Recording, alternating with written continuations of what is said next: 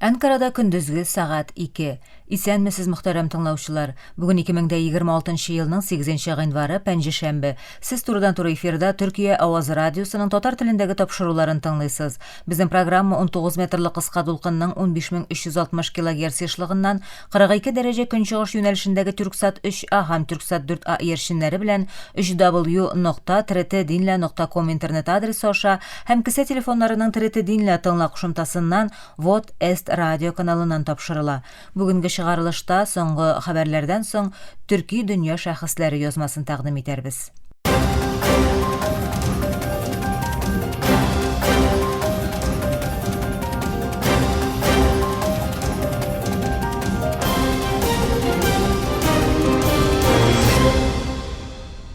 Соңгы хәбәрләр белән башлыйбыз. Венесуэла Эчке эшләр министрлыгы АКШның һөҗүмендә ким дигәндә 100 кешенең үлүен җиткерде. Телесур телевидение каналы хәбәр итүенчә, Эчке эшләр министры Диоздадо Кабелло шәмбе көнгә белдерүендә, ил башы Николас Мадуро һәм аның хатыны Силия Флоресның шимбә көнгә һөҗүм вакытында яралануын әйтә.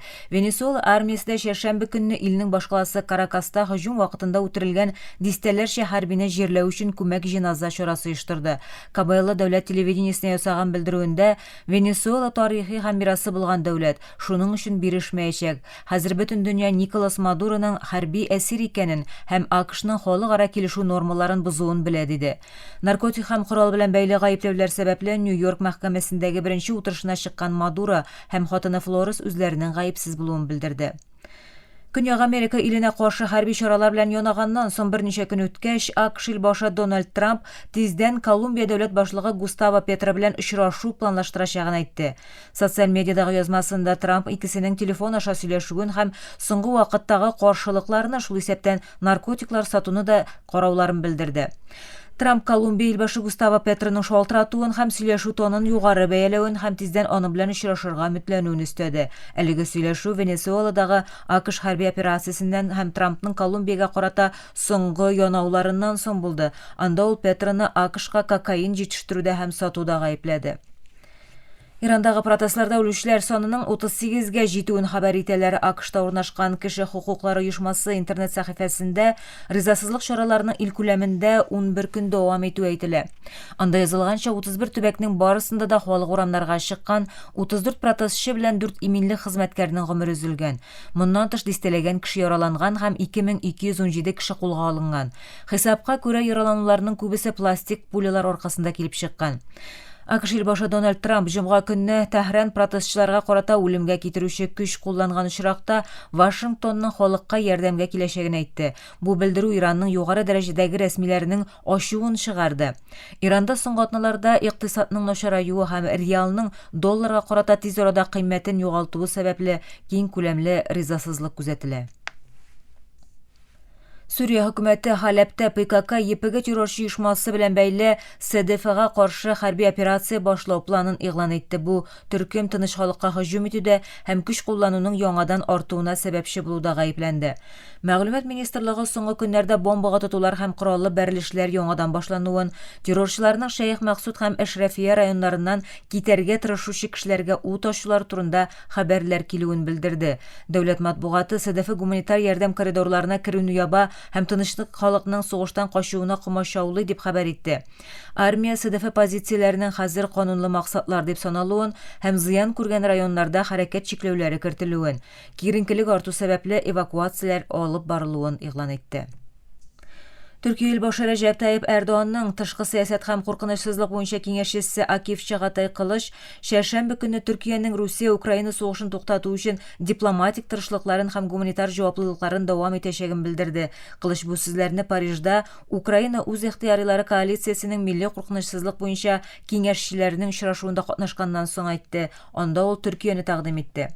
Очрашулар барышында коалицияләреннән киңәшчеләр һәм НАТО делегациясе сугыштагы вакыйгаларны гадел тотрыклы һәм кулачлаучы тынычлыкка ирешү өчен күрелергә мөмкин булган чараларны тикшерде.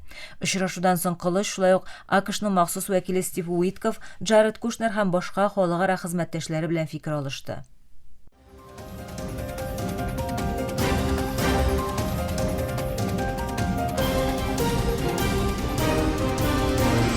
Түркия авазы дулкыннарында соңгы хәбәрләр тыңлыйсыз.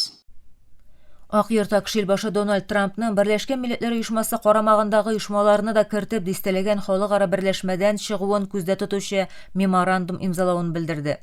Бүген илбашы Дональд Трамп АКШның Америка мәнфәгатьләренә хезмәт итмәүче 66 халыкара оешмадан чыгуын күздә тоткан илбашы карарнамәсенә кул куйды. Буларның 35-е БМО карамагында булмаган һәм 31-е БМО оешмасы ди Ак йорт шәмбе көнгә белдерүендә. Анда оешмаларның исемлеге бирелми, тик аларның АКШның мөстәкыйльлеге һәм икътисади куәте белән туры килмәүче радикаль климат сәясәтләрен, глобаль идарә итүне һәм идеологик программаны яклаулары билгеләп үтелә. Белдерүдә әйтелгәнчә, бу адым АКШ әгъза яки як булган барлык халыкара хөкүмәт-ара оешмаларына килешүләрне һәм аңлашуларны күздән кичерү нәтиҗәсендә ясалган. Ак йорт бу чыгулар АКШ салым түләүчеләренең илнең өстенлекләрен икенче планга калдырып, глобаль көн тәртибен яклаучы яки мөһим мәсьәләләрне нәтиҗәсез һәм тәэсирсез рәвештә караучы оешмаларны финанславын һәм анда катнашуын туктатачак. Шул рәвешле АКШ салым түләүчеләренең акчалары тиешле миссияләрне яклау өчен башка юллар белән нәтиҗәлерәк кулланылачак дип белдерде. Bir ел элек икенче тапкыр илбашы вазифасына керешкән Трамп АКШның БМОга җибәргән фондларын киметергә, БМО кеше хокуклары шурасы белән бәйләнешен туктатырга, Фәлестин ярдәм оешмасын финанслауны туктатуны озайтырга һәм БМО мәдәният агентлыгы ЮНЕСКОдан чыгарга тырышты. АКШ илбашы шулай ук дөньякүләм сәламәтлек саклау оешмасыннан һәм Париж климат килешүеннән дә чыгу планнарын ачыклады. Берләшкән Милләтләр Оешмасы Израильнең Иорданның басып алынган көнбатыш үзәнлегендә фәләстинлеләргә карата еллар буе дәвам иткән кимсетеп карау һәм аерып куюның торган саен начарая баруын белдереп, апартеид системасы дип бәяләнүче бу хәлнең туктатылуына чакырды. БМО кеше хокуклары офисының яңа хисабында басып алынган Фәләстин җирләрендә систематик кимсетеп карауның җитди рәвештә начараю әйтелде. Кеше хокуклары буенча җаваплы вәкил Уолкер Түрк Израильнең кимсетеп караучы кануннары, сәясәтләре һәм практикалары, суга ирешү, белем алу, сәламәтлек саклау хезмәтләре, гаилә очрашуы һәм хәтта зәйтүн уңышын җыю мөмкинлекләрен контроль итүен белдерде һәм фәләстинлеләрнең хокуклары систематик рәвештә чикләнә дип кисәтү ясады. Төркия Милли күзләү оешмасы сишәмбе көнне Гарәбстанлы Лоуренс буларак билгеле инглиз офицеры һәм күзләүчесе Томас Эдвард Лоуренс белән бәйле архив күзләү документын бастырды. Оешманың рәсми интернет сәхифәсендә чыккан документ Лоуренсның хәрби формадагы фотосурәте белән бергә аның якын көнчыгыштагы хәрәкәтләре һәм эшчәнлеге турындагы күзләү бәяләмәләрен үз иченә ала. Архив мәгълүматларына караганда, Лоуренс Мисыр, Сүрия һәм Гыйракта төрле кушаматлар кулланып һәм төрле кыяфәтләргә кереп сәяхәт иткән. Бу документ Лоуренсның Мисырда ялган исем белән торганнан соң Сүрия һәм Гыйракка үтүен, соңрак Кудуска баруын һәм аннан соң Суданның Хартум шәһәренә урнашуын белдерә. Документ шулай ук Кудуста булган вакытында Лоуренсның кайчак мөселман дин укытучысы, кай вакытта яһүд раввины буларак йөрүен, мөселман һәм яһүд җәмгыятьләре белән аерым-аерым очрашулар оештыруын җиткерә. Документта аның коткы салучы хәбәрләр аша җирле халыкка тәэсир итәргә тырышуы алга сөрелә. Архив тексты шулай ук Госманлы дәвре күзләү рәсмиләренең Мисыр, Фәләстин һәм Судандагы Бөекбритания сәясәтләренә бәйле бәяләмәләрен дә үз иченә ала һәм төбәктә тәртипсезлек чыгаруга һәм сәяси үзгәрешләргә тәэсир итүгә юнәлтелгән тырышлыкларның булуы белдерелә. 1929 елның 23 сентябрь белән даталанган документ Милли күзләү оешмасының интернет сәхифәсендәге махсус коллекциянең документлар бүлегенә өстәлде. Бу соңгы хәбәрләр иде.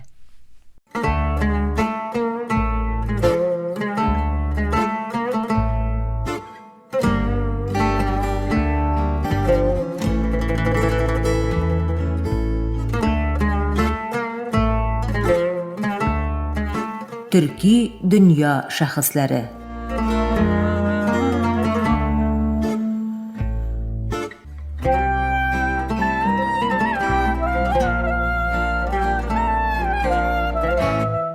Төрки дөнья шәхесләре тапшыруының яңа чыгарылышында Берлек байрагын күтәргән Төрки Исмәгыйль Гаспралы темасы каралачак.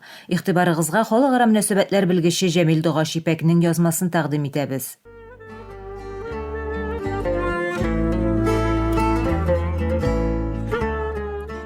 Исмәгыйль Гаспралының идеяларын һәм гамәлләрен аңлау өчен аның туган җирлегенең һәм чорының кырыс чынбарлыгын тикшерү мөһим. Рус патшалыгының төрки җирләрне басып алуы 1552 елда Казан ханлыгын җимерү белән башлана, 1783 елда Кырымны аннексияләү төрки халыгы өчен иң караңгы чорларның берсе була. 1783 елдан 1922 елга кадәр якынча 1,8 миллион Кырым татары үз ватаннарыннан кубарылып, Госманлы җирләренә күченергә мәҗбүр кала. Гаспралы 1851 елда бу зур фаҗиганың иң кызган вакытында Бакчасарайда туган.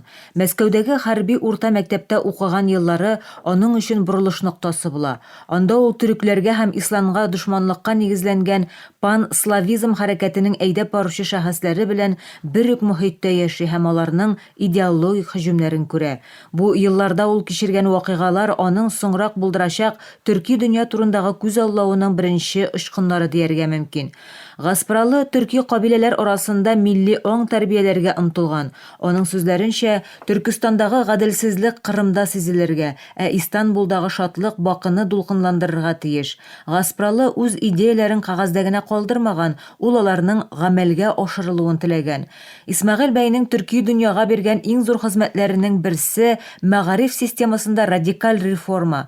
1884 елда ул Бакчасарайның Кайтаз ага мәхәлләсендә беренче усули җәдид яңа усул мәктәбен булдыра һәм төрки мәгариф тарихында инкыйлаб башлап җибәрә.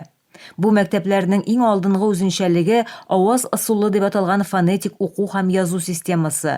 Традицион ысул белән 2-3 елга сузыла торган уку язуны Гаспралы ысулы белән нибары 40 көн эчендә өйрәнеп була. Бу реформа хәрәкәте Русия буенча 20 миллион төрки арасында тиз арада тарала. 1905 елга бу мәктәпләр саны 5000-нән артып китә. Аларда белем алган буыннар соңрак 1917 елга Кырым Халык Республикасының, Азәрбайҗан Халык Республикасының һәм ниһаять Төркия Республикасының интеллектуаль нигезен тәшкил иткән җәдитче зыялылар була.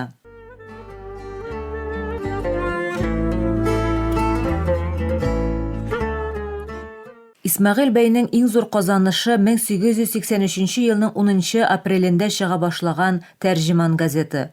Русия хөкүмәте газетның һәр битен рус теленә тәрҗемә итеп бастыру шарты куеп рөхсәт бирә.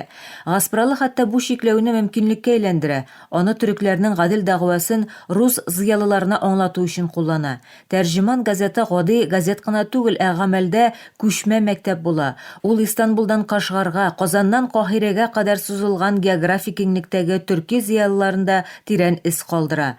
Газетның уңышы 3 төп сәбәпкә нигезләнгән. Гади тел, Босфордагы балыкчы да аңлый алырлык дәрәҗәдә ачык төрек теле. Милли программа, гадәти яңалыклар урынына төрек ислам дөньясының мөһим мәсьәләләрен яктырткан җитди контент.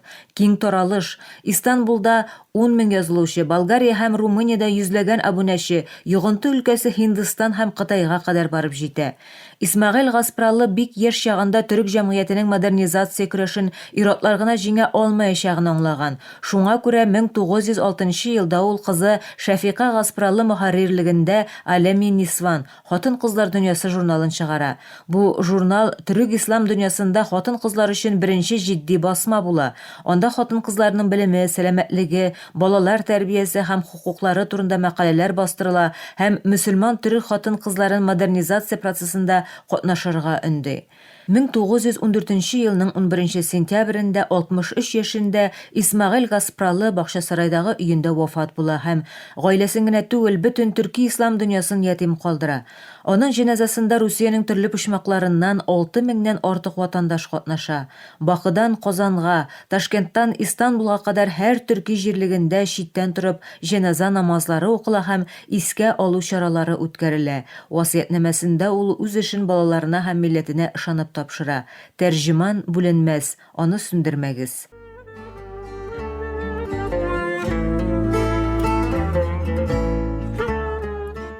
Исмәгыйль Гаспралы кабер ташына язылганча үз милләтенә хезмәт итүне бар нәрсәдән дә өстен куйган каһарман иде. Аның телдә, фикердә һәм гамәлдә берлек идеалы хәзер Төрки дәүләтләр оешмасы кул астында тормышка ашырыла. Гаспралы хыялланган бөек бердәмлек инде утопия генә түгел, Төркия гасыры күзаллавының какшамас чынбарлыгы. Гаспралыны аңлау үткәнне искә алу гына түгел, төрек милләтенең киләчәген төзү дигәнне дә аңлата. Ул безгә цивилизация күзаллавын мөмкин булмаган хәлләрдә дә ничек төзеп булачагын күрсәтте. Мөхтәрәм тыңлаучылар, игътибарыгызга халыкара мөнәсәбәтләр белгече Җәмил Догашипәкнең берлек байрагын күтәргән төрки Исмәгыйль Гаспралы язмасын тәкъдим иттек.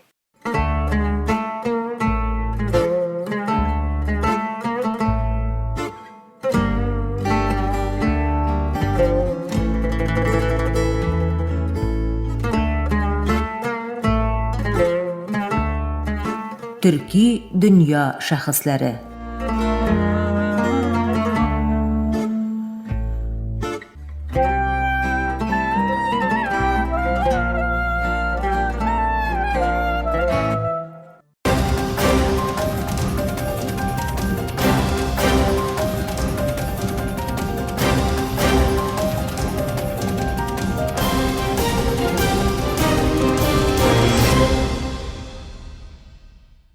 Мөхтәрәм тыңлаучылар, Төркия авазы радиосының татар телендәге тапшырулары шушының белән ахырына якынлашты.